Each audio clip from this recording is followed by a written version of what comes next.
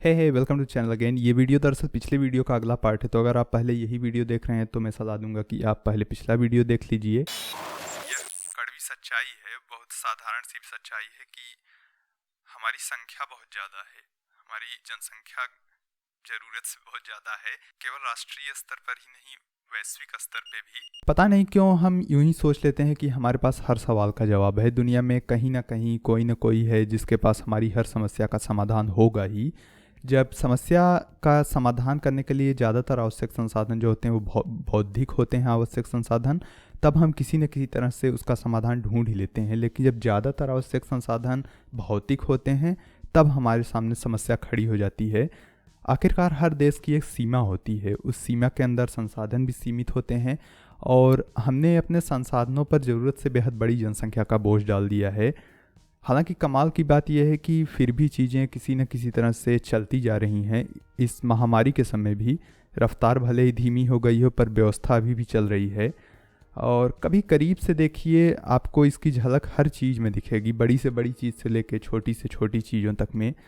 उदाहरण के लिए अपनी यातायात व्यवस्था को ले लीजिए। कितनी बारी हम ओवरलोड बसों या रेलगाड़ियों को देखते हैं जिसमें दरवाज़ों और छतों तक पर इतने लोग लदे होते हैं कि दाने भर की जगह नहीं होती। और आपने कभी सोचा है कि कितने तरीके से इसका अंजाम जानलेवा हो सकता है, लेकिन आखिर असल में ऐसा होता कितनी बार है? अगर आप जोड़कर पूरी संख्या को देखेंगे तो आपको लगेगा ये बहुत ज़्यादा है, लेकिन अगर आप ये देखेंगे कुल कितने लोग इस तरह से यात्रा कर रहे हैं और उनमें से कितने किसी अनहोनी का शिकार होते हैं असल में, तो वो प्रतिशत बहुत कम है।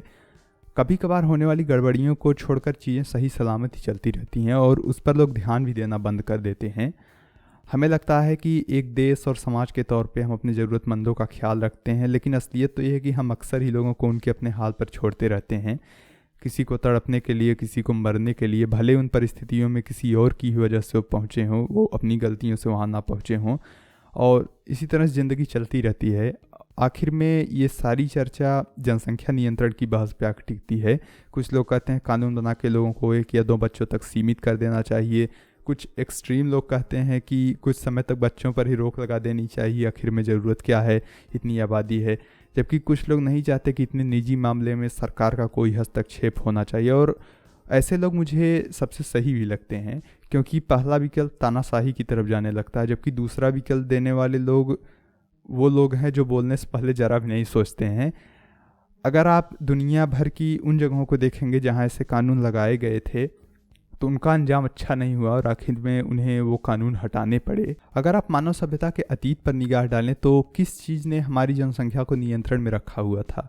कम से कम इंसानों ने तो नहीं रखा था। दरअसल ये काम कुदरत खुद किया करती थी। हिसाब सीधा साधा है, अगर जन्म दर कम नहीं थी और जनसंख्या भी स्थिर थी तो वह इसलिए क्योंकि कुदरत मृत्यु दर बढ़ा रही थी।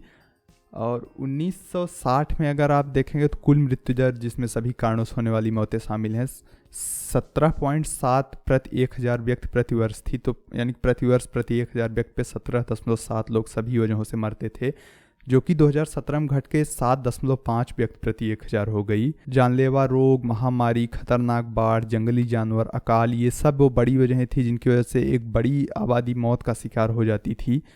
और वैक्सीनेशन और आधुनिक चिकित्सा पद्धतियों की वजह से जानलेवा रोग और महामारियों का खतरा काफ़ी हद तक कम हो गया है। बाढ़ों और मौसम पूर्वानुमान से खतरनाक बाढ़ और उससे होने वाले नुकसान को भी काफ़ी कम कर दिया गया है। आज ज़्यादातर लोग कंक्रीट से बने सुरक्षित घरों में रहते हैं जहां जंगली जानवरों को कोई खतरा ही नहीं है। सिंचाई की नई तकनीकों और खाद्य भंडारण व्यवस्था ने अकाल से होने वाली मौतों को बेहद कम कर दिया है। पर इन सब में बुराई क्या है? क्या जिंदगियां बचाना अच्छी बात नहीं है? जवाब है कि हाँ, ज़रूर है। लेकिन समस्या है बदलाव की रफ्तार। ये बदलाव इतनी तेज़ी से हुए कि हम इनके अनुसार अभी तक ढल ही नहीं पाए हैं। लेकिन हम ढल भी कैसे पाते? मानव की मूल प्रवृत्तियाँ रातों रात इतनी तेज़ी से क्रम विकास करने के लिए बनी ही नहीं है। और ऐसा भी तो नहीं है कि वो खतरे पूरी तरह से ख़त्म हो गए हैं, वे मौजूद तो आज भी हैं।